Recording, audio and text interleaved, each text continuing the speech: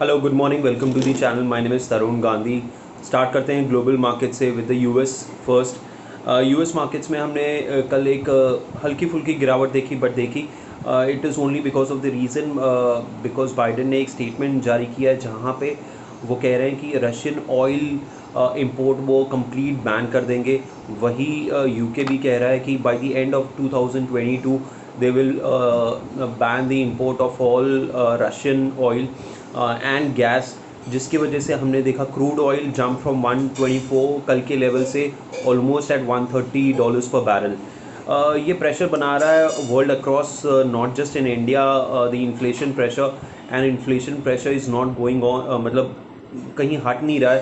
And it's a biggest worry for the Indian market. जिस तरीके से ऑयल इंपोर्ट हमारा है, अराउंड 80-85% हम ऑयल इंपोर्ट करते हैं।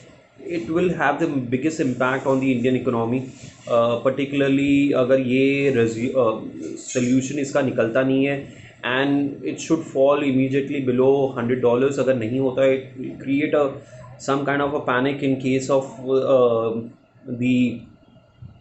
Of the equity market. तो ये देखते हैं, hopefully there should be some kind of a resolution which should come out, and the OPEC countries should also look into this particular matter, because these oil prices is not just good for India but it is not good for anyone.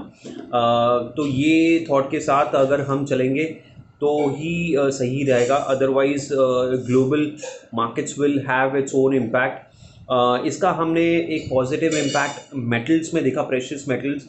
और मैं 2022 के start से ही कह रहा हूँ कि precious metals which is gold and silver are looking very positive. Monthly charts are showing excellent strength. In case of the gold, मैंने दोनों ही बार गोल्ड एंड सिल्वर, गोल्ड ने ब्रेकआउट पहले किया at the in the month of February on the weekly and then monthly charts. Now silver is showing strength, so silver is following the path of gold, and उसने भी अच्छा खासा breakout दिया है on the weekly and the monthly charts. तो मुझे लगता है ये साल गोल्ड एंड सिल्वर के लिए बहुत अच्छा रहेगा, और ये मैं स्टार्ट ऑफ द ईयर से कह रहा था। जिस तरीके से कंसोलिडेशन दोनों ही प्रेशियस मेटल्स में हुआ है, एक अच्छी खासी रैली के लिए ये रेडी है और हो भी रहा है। कल रात को हमने गोल्ड के प्राइजेस और डॉलर टर्म्स में 2050 से लेके 2075 रेंज देखा था। यही मेरा टारगेट था इमीडिएट टर्म्स में, जो कि अचीव हो चुका है। So if somebody is a trader in case of gold, he can book profits at these levels. And again मैंने आज मेंशन किया हुआ अपने स्टेटस में, जहाँ पे the fresh entry can made on some kind of a retracement towards below 2000 levels, around 1980 1990 के आसपास अगर आता है गोल्ड तो बाय करना चाहिए। सिल्वर भी $26.5 के आसपास ट्रेड कर रहा है। यहाँ पे भी थोड़ी बहुत गिरावट आती है, करीबन 25 25.5 24.5 अगर डॉलर्स पे आता है सिल्वर यूएसडी टर्म्स में, तो एक बहुत अच्छा प्राइस एंट्री मिलेगा। आई एम नॉट श्योर कि ये होगा या नहीं होगा, but if somebody wants to buy into silver and gold, they should start slowly and build on to it till the levels mentioned. In case of silver, particularly silver पे the strength is showing much more, और जिस तरीके से breakout हुआ है, ये कोई भी रिट्रेसमेंट आता है नीचे के लेवल्स पे, तो गोल्ड एंड सिल्वर आपको लेके चलना चाहिए ये साल। S and it will, I suppose it will do much better than the any other asset classes. In case of other indices, इस पे भी हम देख लेते हैं। रुपी continues to be weak and $77 77 against the dollar trade कर रहा है। यहाँ पे वीकनेस जारी है। मैंने पहले भी कहा था ये लोअर साइड में 75 76 इसके नीचे मुझे नहीं लगता जाते हुए, और अपसाइड में we can see the levels of 78 and then closer to 80 levels. अब ये कब होता है वो देखना होगा, but I am sure this is gonna happen at least in this year. F I S continues to be a seller. एक बहुत बड़ा नंबर आया कल भी, 8,143 crores का। D I S have been buyers because of the retail participation. जिस तरीके से एस आई पी डिप्लॉयमेंट हो रही है, करीबन 10 से 12 हज़ार करोड़ का डिप्लॉयमेंट होता है by way of SIP in the month, which is a very very big number. Hence अगर ये नहीं होता तो मार्केट तो 14 साढ़े 13 दिखता, बट रिटेलर्स ने अच्छा खासा स्ट्रेंथ दिखाया है, नॉट जस्ट नाउ बट पहले भी। हम देख रहे हैं लास्ट 1 डेढ़ साल से जिस तरीके से रिटेल का पार्टिसिपेशन आया है, ये बहुत बड़ा अच्छा साइन है, which is trying to negate the F Is sell figure. Asian markets की हम बात करें तो एशियन मार्केट्स भी मिले जुले से ट्रेड कर रहे हैं। मॉर्निंग में थोड़ा स्ट्रेंथ दिखाई दे रहा है। लास्ट 15-20 मिनट में हम अभी कितना बचा है, 8:15 बजे हम देख रहे हैं last 15 minutes the market has drop not significantly, but SGX करीबन जो 70 से 80 पॉइंट पॉजिटिव दिखा रहा था, अब now it's trading flat. Hang Seng which was showing positive is showing negative. Nikkei अभी भी होल्ड ऑन कर रहा है। शांघाई करीबन 25 से 30 पॉइंट ऊपर था, वो अब 5 से 10 पॉइंट ऊपर है। तो वॉलेटिलिटी बहुत ज़्यादा है इन इक्विटी मार्केट, तो ये बनी रहेगी, कोई जाने वाली नहीं है। देखते हैं कि ये कहाँ तक ये चलता है।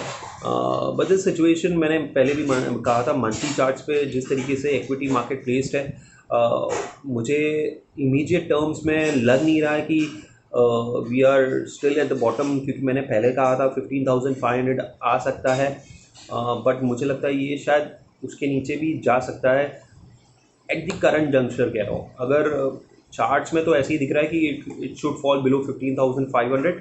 लेट्स सी, अगर नहीं होता है तो बहुत अच्छी बात है। 10 year GSEC it's trading closer to 6.9%, which is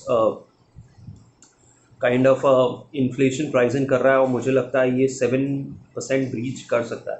ये मेरा मानना है कि अगर ऐसे ही इन्फ्लेशन प्रेशर बना रहेगा तो इट कैन ब्रीच 7%। अगर कोई लॉन्ग पेपर डेटेड पेपर्स में है तो उसको कॉशियस रहना पड़ेगा। Try to avoid being in long dated papers, even in case of short term medium term plans. I am not sure these funds make sense at this point of time. Nifty की बात करें तो Nifty का important जो support है 15,650 levels पे है, resistance है 16,200, और उसके ऊपर निकलता है तो 16,400।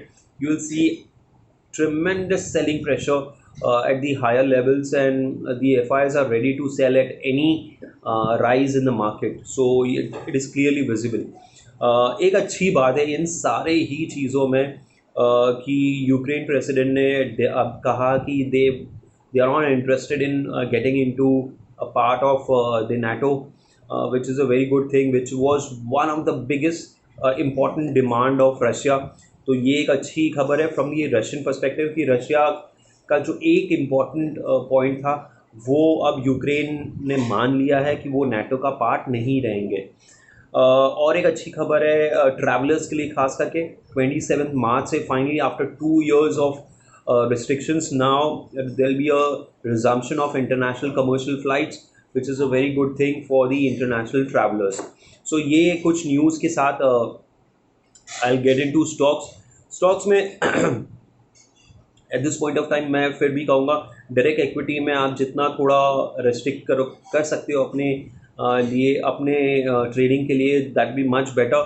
अगर आपको करना ही है तो मैं कहूँगा कि आप गोल्ड बीज और सिल्वर बीज में बाइंग करिए। मुझे लगता है इन डॉलर टर्म्स मैंने पहले ही बता दिया, गोल्ड इज़ लुकिंग गुड। अगर कोई ड्रॉप आता है टूवर्ड्स 1980 1990, वहाँ पे आप ट्रेड कर सकते हो on the long side. In case of silver also any retracement below $26 और टूवर्ड्स $25, ये 25-26 के रेंज में अगर सिल्वर मिलता है तो बहुत अच्छा एंट्री पॉइंट होगा आने वाले समय के लिए, at least for the next 2-3 months. मुझे लगता है सिल्वर खास करके बहुत अच्छा स्ट्रेंथ दिखा रहा है एज़ कम्पेयर टू गोल्ड। ऐसा नहीं है कि गोल्ड अंडर मतलब नीचे जाएगा, बट मुझे लगता है कंपैरेटिवली अगर चॉइस मिले मुझे सिल्वर एंड गोल्ड तो I feel silver can do much better. ऐसे भी गोल्ड ने $1,800 से हम $2050 पे आ चुके हैं। ये मैंने $1,800 के आसपास ही कहा था कि there is a tremendous strength in case of gold. जिस तरीके से एक लंबा कंसोलिडेशन हुआ था, अगर मैं आप देख सकते हो मेरे पुराने वीडियोस, मैंने मेंशन क्लियरली किया था कि one should be a buyer even at the start of the year. फिर भी मैंने कहा था, कई बार मैंने कहा है कि gold silver this is the year to buy gold and silver. अगर किसी ने मिस आउट किया है अगर कोई रिट्रेसमेंट आता है, you should be a buyer. ये थॉट के साथ आई क्लोज दिस वीडियो। अगर ये वीडियो आपको अच्छा लगा तो प्लीज़ लाइक एंड सब्सक्राइब कीजिए, अपने फ्रेंड्स फैमिली ग्रुप्स में शेयर कीजिए, और उसके साथ साथ अगर कोई आपके फीडबैक या कमेंट्स है प्लीज़ मेंशन कीजिए कमेंट बॉक्स में। तो थैंक यू सो मच।